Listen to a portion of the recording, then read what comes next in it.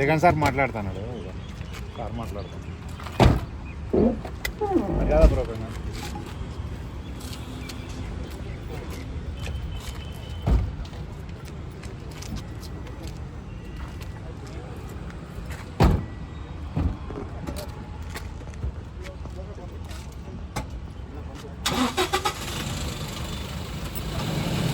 బోలో స్వతంత్ర భారత్ కి జై.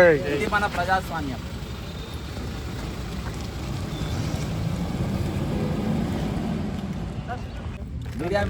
మీడియా మిత్రులందరికీ నమస్కారం. మన ప్రజాస్వామ్య దేశంలో కనీసం మాట్లాడే స్వేచ్ఛ కూడా ఈరోజు లేకుండా పోయింది. అయితే ముఖ్యమైన అంశం ఏంటంటే, ముఖ్యమైన అంశం మాట్లాడతాయి. ఇక్కడ ఎన్విరాన్మెంటల్ పోస్టులు పడ్డాయి, ఇంజనీరింగ్ పోస్టులు. దానికి ఏంటంటే ఈరోజు ఇంజనీరింగ్ అంటే మైనింగ్, వేరే వేరే ఇంజనీరింగ్ వాళ్ళకు అవకాశం ఇచ్చారు. కానీ ఈరోజు ఒరిజినల్గా సబ్జెక్ట్ ఉండేది ఎన్విరాన్మెంటల్ వాళ్ళకు ఉంటుంది, ఇంకోటి కెమిస్ట్రీ వాళ్ళకు ఉంటుంది. కానీ వేరే దగ్గర ఇంజనీరింగ్ అని assistant engineering pollution control officers అని ఇంజనీర్స్ అని పోస్ట్ ఉన్నప్పటికీ వాళ్ళు అక్కడ ఎన్విరాన్మెంట్ కెమిస్ట్రీ కూడా అవకాశం ఇచ్చారు. కానీ తెలంగాణ దానికి ఇస్తలేరు. ఈరోజు దాదాపు కొన్ని వేల మందికి నౌకర్లు ఇవ్వాలి. ఎందుకు ఇవ్వాలి అని అంటున్నా. ఈరోజు తెలంగాణలో మూసీ ప్రక్షాళన జరుగుతుంది. మూసీ ప్రక్షాళన దేనికోసం జరుగుతుందంటే ఇది పొల్యూషన్ కంట్రోల్ చేయడానికి, దాన్ని ఏది అందుకున్న ఎఫ్లుయెన్స్ అన్ని తీసేయడానికి అవకాశం, దానికోసం ప్రక్షాళన చేస్తామని చెప్తా ఉంటారు ప్రభుత్వం.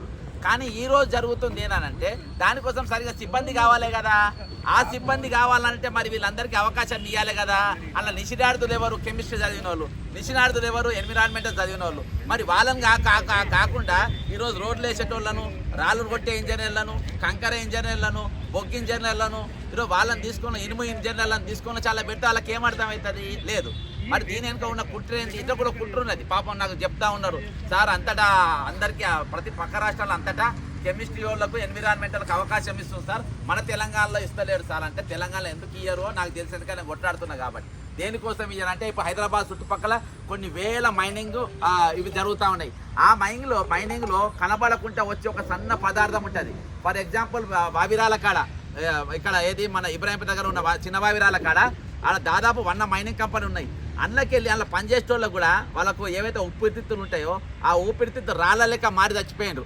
అయితే అది ఇంజనీర్కు తెలియదు, మైనింగ్ ఇంజనీర్కు తెలియదు. అదే పొల్యూషన్ కంట్రోల్ వాళ్ళు, కెమిస్ట్రీ వాళ్ళు, ఎన్విరాన్మెంటల్ వచ్చిందనుకో ఆ పొగ చేయబట్టి అయిందని వీళ్ళు రిపోర్ట్ ఇస్తారు. అందుకని వీళ్ళని పెట్టారు. అర్థమైందా?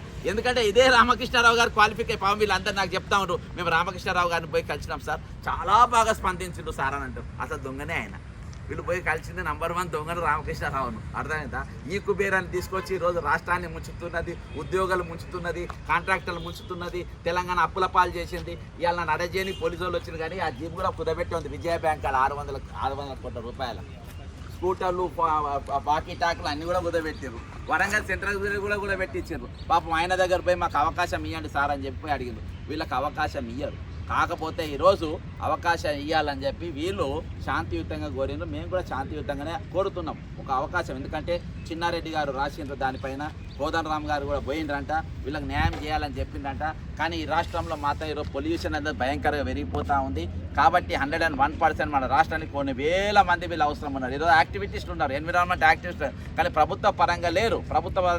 కొన్ని వందల వేల కంపెనీలు ఈరోజు హైదరాబాద్ చుట్టుపక్కల ఉన్నాయి. అవన్నీ కూడా ఈరోజు కాలుష్యాన్ని వెదజల్లుతూ ఉంది. ఈరోజు మూసీల కాలుష్యం అనేది దాదాపు 100 ఏది మన ఫార్మా కంపెనీకి వెళ్ళి అందులోకి వస్తూ ఉంది. ముఖ్యంగా డివిస్కి వెళ్ళి కానీ, భారత్ బయోటెక్కి వెళ్ళి కానీ, అరవిందోకి వెళ్ళి కానీ, ఈరోజు అన్ని కంపెనీలకి వెళ్ళి అన్నీ వస్తున్నాయి. కానీ ఈరోజు మనం ప్రక్షాళన ఎట్లా చేస్తున్నామనంటే ఆ మూసీలకు వచ్చే పొల్యూషన్ తీయరంట, కానీ దాన్ని సుందరీకరణ చేస్తారంట. ఎట్లానంటే ఒక గజానికి, ఒక గజం అంటే ఎంత కాదు, ఒక గజానికి 39 లక్షలు అవుతుంది ఇప్పుడు మూసీ సుందరీకరణ. 1 లక్ష మొన్న జీవో నంబర్ 654 తీసిన చేస్తున్నది, తీసే టైం లేదు. కానీ ఇంత గట్టనికి ఈరోజు 35 లక్షల రూపాయలు ఖర్చు పెడతా ఉంది. అంత అవసరం లేదు. వీళ్ళుంటే అంత ఖర్చే కాదు. వీళ్ళే పోతారు, అది ఎట్లా శుద్ధీకరణ చేస్తారు, ఎస్టీపీఎల్ ఎక్కడ పెట్టాలి, ఎస్టీపీలు ఎక్కడెక్కడ పెట్టాలి, వీళ్ళు ఎట్లా శుద్ధీకరణ చేయాలి, తక్కువ ఖర్చుతోని ఈరోజు ఏ విధంగా మరి ఈ కాలుష్యాన్ని అరికట్టాలి అనే ఇది ఇస్తారు. కాబట్టి నేను ముఖ్యమంత్రి గారికి ఉస్మానియా యూనివర్సిటీ సాక్షిగా మీకు విజ్ఞప్తి చేస్తుంది ఏంటంటే వీళ్ళకి ఒక అవకాశం ఇవ్వండి. మేము డిమాండ్ ఏం చేస్తలేం. డిమాండ్ చేస్తే మీరు ఫీల్ అవుతారు. డిమాండ్ మేము చేయం. డిమాండ్ వేరే సందర్భంలో చేస్తాం కానీ ప్రస్తుతం మాత్రం వాళ్ళందరూ కూడా ఈరోజు రిక్వెస్ట్గా మీరు చేసేది డిమాండ్ చేస్తలేరు కదా, రిక్వెస్ట్ చేస్తున్నాం ఈరోజు. కాబట్టి ఈరోజు కెమిస్ట్రీ వాళ్ళకు, ఎన్విరాన్మెంట్ వాళ్ళకు కూడా ఈరోజు ఏవైతే ఇప్పుడు ఖాళీలు పడుతున్నాయో ఆ ఖాళీలు కూడా సరిపోవు. ఈరోజు వేల పొల్యూషన్ కంట్రోల్ ఆఫీసర్స్, ఇంజనీర్లు ఈరోజు ముఖ్యంగా ఈ తెలంగాణ ముఖ్యంగా హైదరాబాద్కి అంతమంది అవసరం ఉన్నది. కాబట్టి అది వెంటనే వాళ్ళ డిమాండ్ను వాళ్ళు ఏదైతే న్యాయమైన కోరిక ఉందో దాన్ని తీర్చాలని కోరుకుంటూ సెలవు తీసుకుంటున్నారు. తెలంగాణ రాష్ట్రంలో ఎంతోమంది ఇటువంటి ఆఫీసర్లు వస్తే యూజ్ అయితే 19 సరిపోదని మీరు అంటారు కదా, ఎంతమంది బ్రదర్? యాక్చువల్గా నేను మొత్తం ఉన్న ఈరోజు తెలంగాణలో ఉన్న ఖాళీలు 3,50,000 ఖాళీలు. అందులో వీళ్ళకి మన ఏది ఫ్యాకల్టీ కూడా బరాబర్ లేదు. మీకు వీళ్ళ ఫ్యాకల్టీ చదువు చెప్పేటోళ్ళు లేరు. చదువు చెప్పే సార్లు కావాలి, దాన్ని ప్రాక్టికల్ సార్లు కావాలి, వాళ్ళని తీసుకుపోయే సార్లు కావాలి. దాదాపు ఈజీగా ఈరోజు 2,000 3,000 మధ్యలో వీళ్ళు ఈరోజు అవసరం ఉంటుంది. హైదరాబాద్కి మాత్రం పక్కా 1000 మంది కావాలి. ఎందుకంటే ఈరోజు పెద్ద ప్రాజెక్ట్ తీసుకుంటూ చాలా పొల్యూషన్ కంపెనీలు ఈరోజు హైదరాబాద్ చుట్టూ ఉన్నాయి. ఈరోజు మాట్లాడేటోళ్ళు లేరు, స్టడీ చేస్తున్నారు. ఒక ఎన్జిఓలు తప్ప ఎవరు మాట్లాడేటోళ్ళు లేరు. కాబట్టి వీళ్ళకి మాత్రం ఖచ్చితంగా ఇది పెరగాలి. నేను ఇక్కడ కూర్చున్న 4-5 పెట్టుకొని అంటలేను. ఈ హైదరాబాద్ నగరం బతకాలంటే వచ్చే రోజులలో ఇంకొక 100 నిజాం సర్కార్ అసంటోనికి అంత పెద్ద ఆలోచన ఉంది, ఇంత పెద్ద యూనివర్సిటీ. యాక్చువల్గా మన కేసీఆర్ గారికి ముఖ్యమంత్రి ఉంటే మనకి ఎంత కావాలంటే బిల్డింగ్ ఒకటి దాలవైన కుక్కం చదువుతారు, ఇది అంతే ఎందుకు అనేటోడు కావచ్చు. అర్థమైందా?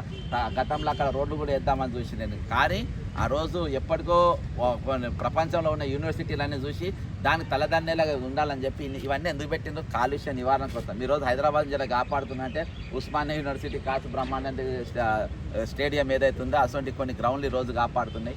అక్కడ అంతటా కూడా ఈరోజు మన ఏది కంప్లీట్ ఇది కాంక్రీట్ హబ్ లెక్క అయిపోయింది. కాంక్రీట్ హబ్ అంటే చెట్లు లేవు, కంప్లీట్ ఇదే. అందుకనే ఈ మధ్యలో ఎక్కడ ఈ ఫస్ట్ టైం ఈసారి ఉక్కపోతే ఎక్కువైంది, హ్యూమిడిటీ ఎక్కువైపోయింది ఎండల.